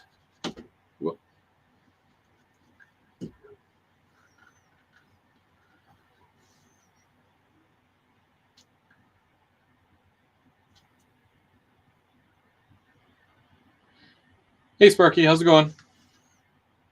Yes. So far, what has been delivered as far as the chargers, and we're talking about the real ones, not the models, is 3 charger locomotives. Obviously, head end power, and then one at the other end, and then they've got an extra locomotive. And it is in testing right now. I'm hoping to catch it at some point, because it has been at Ottawa Station, but it's never, it's never a good time, right? That's what happens. You're always busy with something or whatever, and yeah, you miss it. But they've been doing testing between Toronto and Montreal, so that's exciting.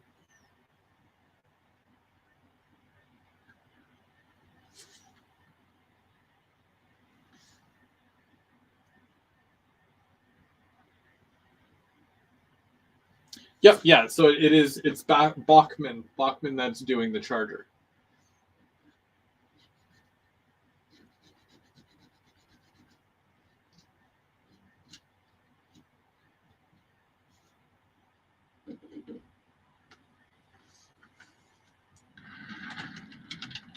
That crossing though.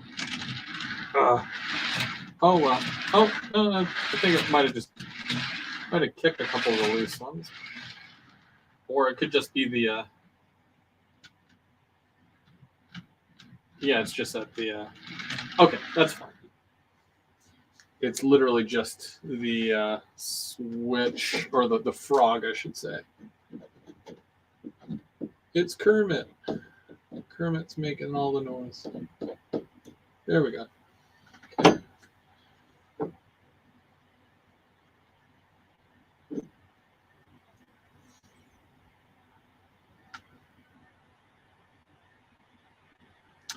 Yeah, we were talking about that earlier, Sparky. This is ballast that's already been put down, but I'm cleaning this entire area and making it a little bit more like so I can use it. Because up until now, it's just been track here, and the track is dirty. We ballasted it, but I haven't used it because there's no power going through these tracks yet. So I wanted to clean them up so that I can use them, and I want to fill this with locomotives and do some operational type things. So I'm using my alcohol and Q-tip method right now, just for cleaning this small area. Nothing too crazy tonight. Keeping things low key.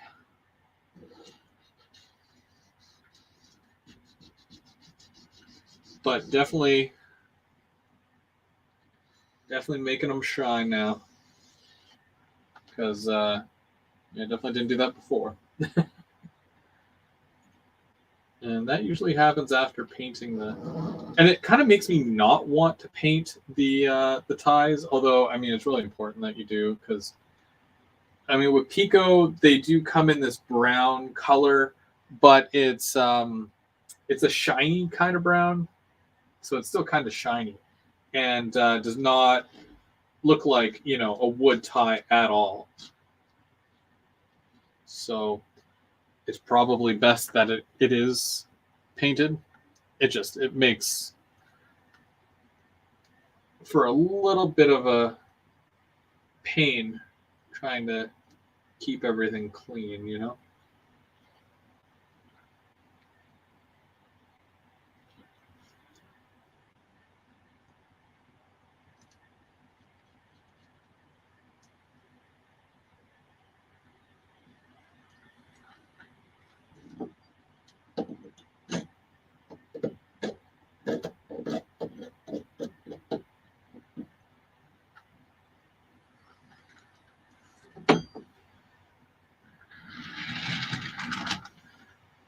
And I do not have a switch machine in here, so I'm just going to do that. That sounds terrible.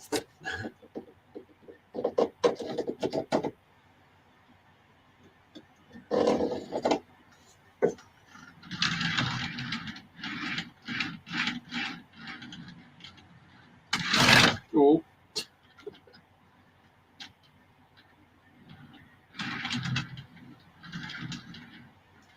Also, that's another thing. When you ballast code 83, it's so much harder to put trains or cars on the rails. Where with code 100, because it's so much higher, it's so much easier to put the cars on the rails. Might just be me, I don't know.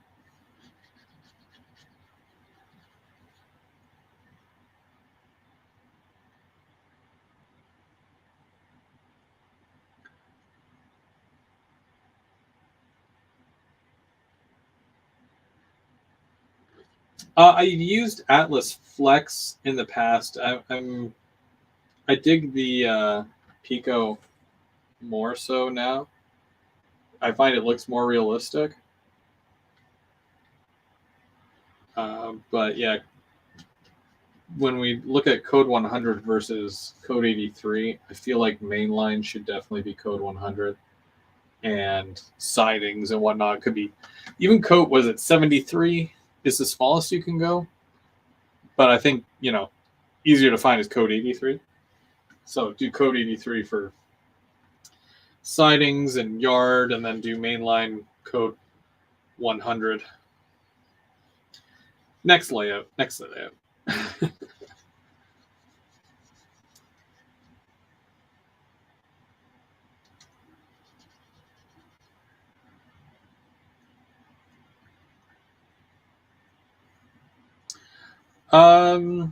No, but they look really nice. I really wanted 7022 because that's probably my favorite out of all of them. But I couldn't justify it, and we literally just got back from Disney, so money's kind of been a bit of a factor there too. But I would have loved to collect those, despite the fact that I'm more CN than CP.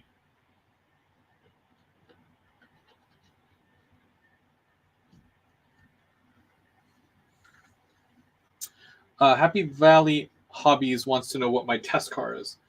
This little test car here. This is actually this was neat. So it's a Rapido Trains ore car, barrel ore car, and they're actually not even available yet. Rapido sent me 3 of them. I'll kind of show you. So there's 2 large and a small. So those are the 2 large.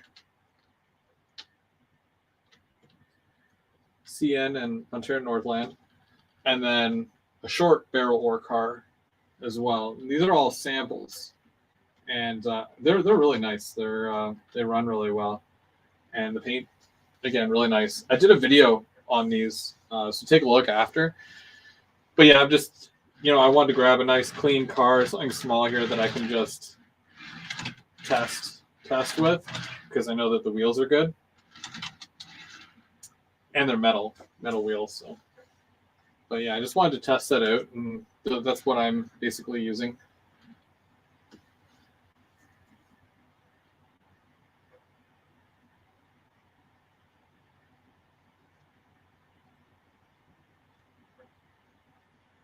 Code 55, code 50, yeah, code 100. Like on the layout that I had previous, one of my many other layouts, I used what was it, Atlas code 100 flex and whatnot. It was good. I liked it, especially when you're doing the banked curves. I don't know. It just looks much better when the locomotive is higher up, because then you see more of that lean compared to the code 83 where it's much lower. So that, yeah, definitely something like that is probably like 99% what I'm going to do on my next layout, if and whatnot, whatever that passes. Code 100 on the main line for sure. But these are all things that you learn as you go, right? Like, I've tried a number of different brands. I've tried different scales and sizes, and you find what works best for you and what you do, and you stick to it. What works for me isn't going to work for everybody, but it works for me, and that's, it is what it is.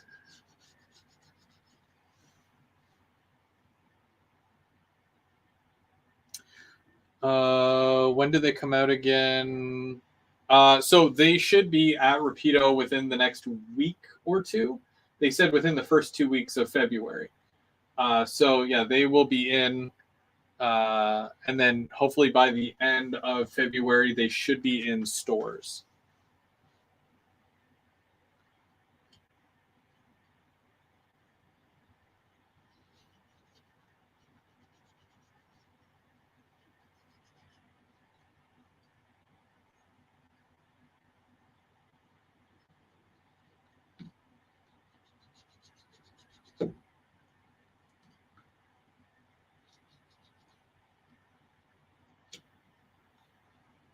Rapido's been really, really good.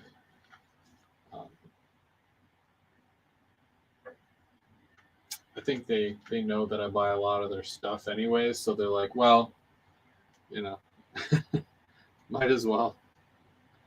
And I did what I felt was a pretty good unboxing. You know, I mean, standard stuff, right? It's a car. I don't have to worry too much about, sound files or anything like that. It's just, how does it look? How does it function?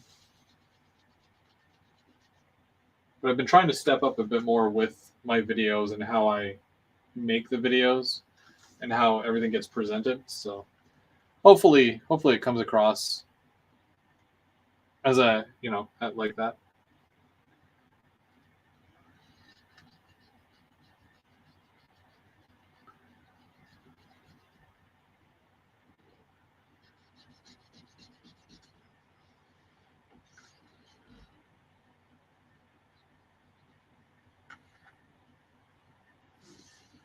Oh, is it R Valley has the Bachmann Via charger available for pre-order now?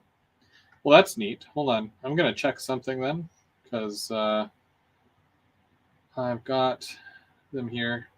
I'm going to tell you guys exactly. It's probably up on their first page, seeing as how it's so new.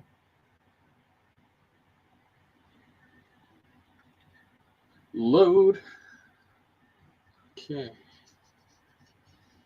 Okay, there we go. So, Bachmann HO scale Siemens SC42 charger DCC and sound number 2200. $349.99, and that's with sound. That's an amazing price, seeing as how the MSRP that Bachmann was giving was like close to 500. You know what I mean? Like that. Yeah. When I had posted that picture about them announcing it and the MSRP that they were showing, a lot of questions I was getting was like, yeah, but is it really worth that much? And it's like, no, that's just MSRP. That's not what it's. That's not what people are selling it for. Never go off of the MSRP unless they're like, no, that's not. It's not going to be too much different than that. But yeah, $350. That's totally doable. The only problem is that with the three numbers that they have right now, they're only doing one number, which is the 2200. I don't know if there would be a way to renumber it for the other, because I would want one at each end, but no one's making the cars yet.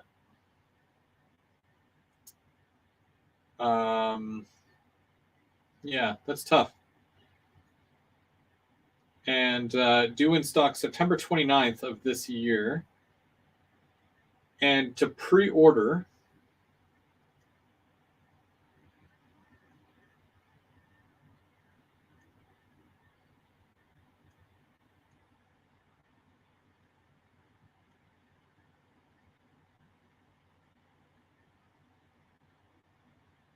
it looks like it's $0 down to pre-order.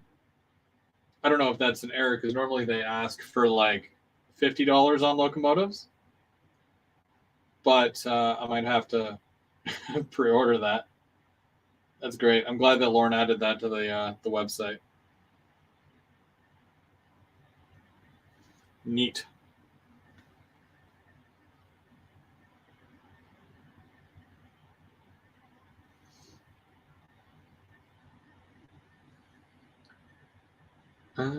Pros can tell me if real.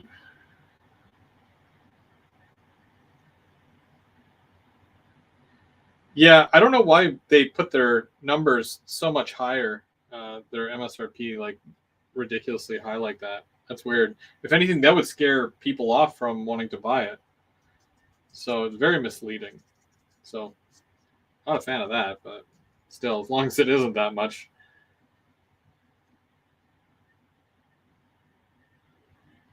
Yeah, right? Yeah, buy a lottery ticket. Chargers for everyone.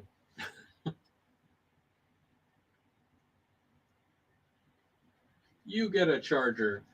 You get a charger. You get a charger, but I don't run via. Shut up and take the charger.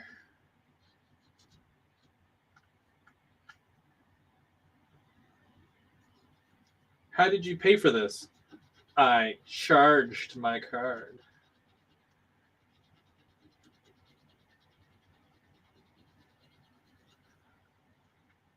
Yo, this track is clean now. I'm so happy with that. Okay, so, a little bit of rubbing alcohol, elbow grease, and patience. Because, I mean, like, yeah, I've been going for almost 2 hours now, which looks like I'm not getting to the fascia tonight. But I've been mostly talking. To be fair, I've been mostly talking. So if I wasn't doing this as a live and I was just, grinding away here, it probably wouldn't have taken 2 hours. But you guys are important too. I gotta chat with you guys. I don't really leave my house, unless I have to go get groceries or, anything really. So this is the only time I get to make human connection.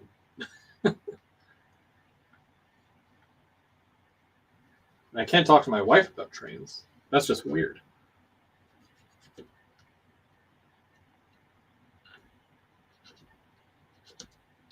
Come on. Keep sliding off the rail.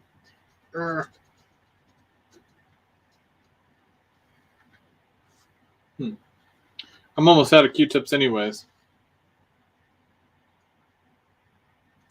Thanks, Sidetracks.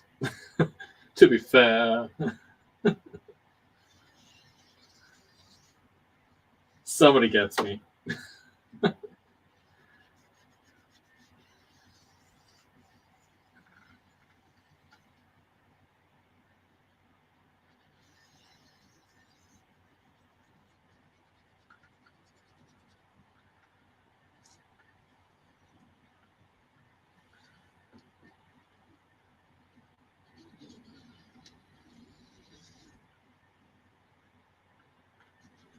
So you see all these little dark smudges on the rail, and you can't really help it, but it is what it is, and you just got to clean it. And then I don't know what that is, but geez. Yeah.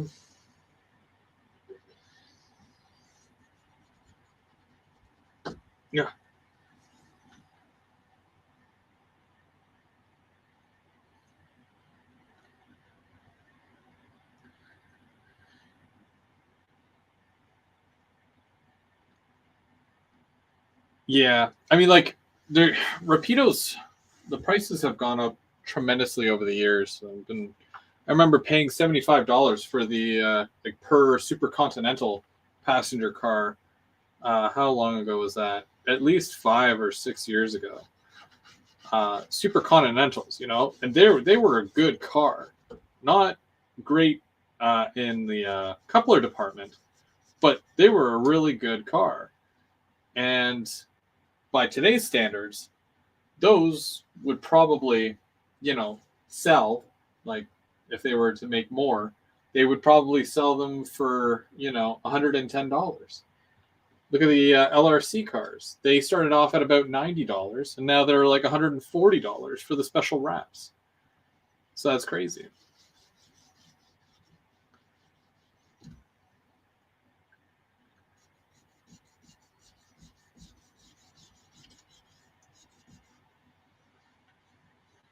But it is what it is, right? Like, if you want it bad enough, you'll pay for it.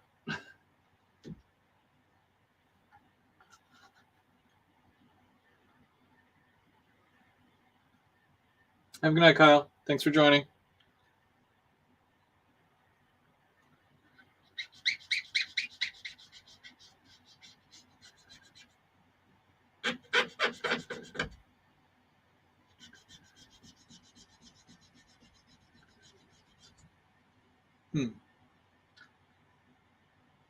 Weird. Yeah, I think switches are a little tougher to clean because of all the pointy ends but if you lay the Q-tip down, you can probably like, just got to be careful with it.